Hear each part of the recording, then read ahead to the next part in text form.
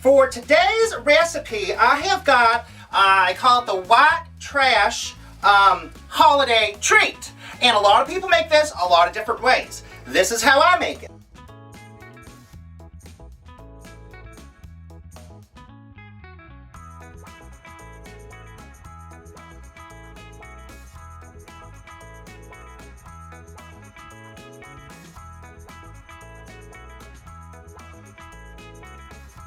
Oh yeah, it's good. That is good.